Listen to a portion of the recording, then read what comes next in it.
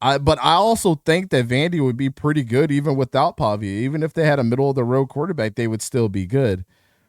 I don't think Georgia Tech on offense would be as good without Haynes King, though.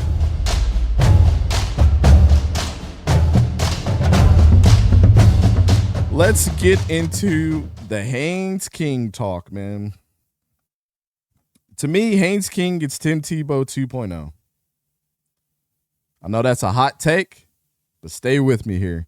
If you ever watch Haynes King play, he's the modern day Tim Tebow. He's not flashy. He's not the best thrower of the ball. But the one thing that everybody says about Haynes King is that boy's a baller. He's a gamer. He's got guts every time you need. Every time you count Georgia Tech out, there's one guy that always steps up to the table, and it's Haynes King. He makes clutch first downs or a breakout play to put Georgia Tech back up. Every time. Almost every single game, you can point out a Haynes King type of play that gave his team the juice. And the one guy's name that gets brought up a lot is 𝗕𝗂𝘂𝗶𝗲𝗀𝗀. And they play very similar, but one is more efficient in doing what they do as a dual threat than the other, in my opinion. That's Haynes King. I think he's the better version of 𝗕𝗂𝘂𝘂𝗀𝗀. I think 𝗕𝗂𝘂𝘂𝘂𝗀𝗀 is the imposter of Haynes King. As far as passing the ball, Haynes King completion percentage is actually better than 𝗕𝗂𝘂𝘂𝘂𝗀𝗀's. 72% versus 68% so far this year. Haynes King has 1 interception this year. 𝗕𝗂 has 5. The one thing in some games, Haynes King is putting up 400 yards of offense himself every game.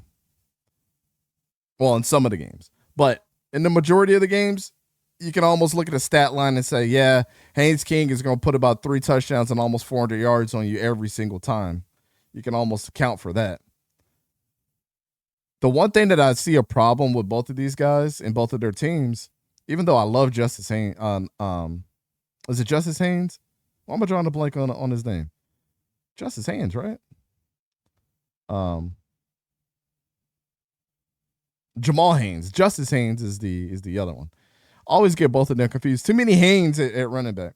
Jamal Haynes. But they're both leading rushers on their teams, and I kind of hate that. You would want the rest of the players on those teams to kind of step up in the place of both of these guys.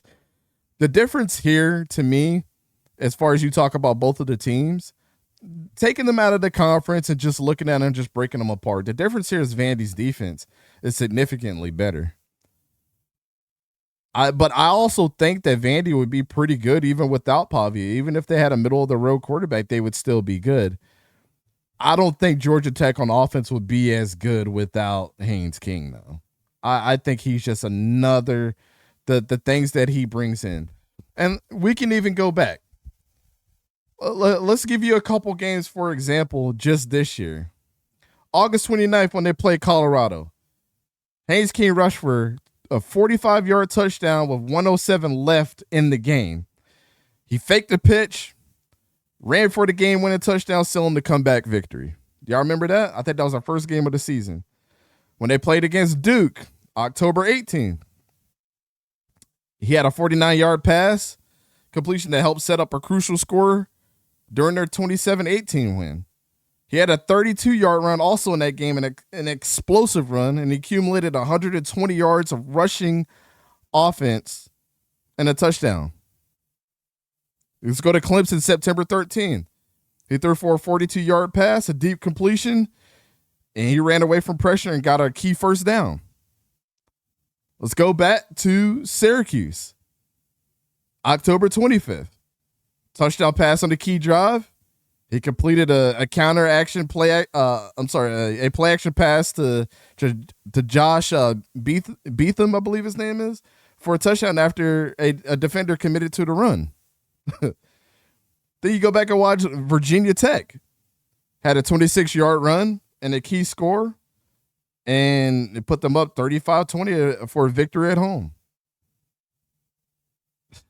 Those are just a couple players from Haynes King this year that put his team over the hump.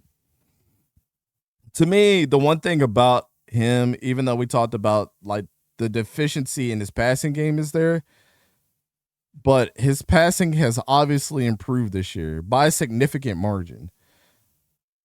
I'm not sure how that will sustain in the NFL.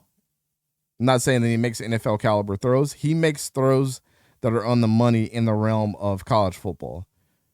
He's throwing more downfield, which we saw a difference from where he was last year. Last year, he was throwing short passes and the wide receivers were getting open, right?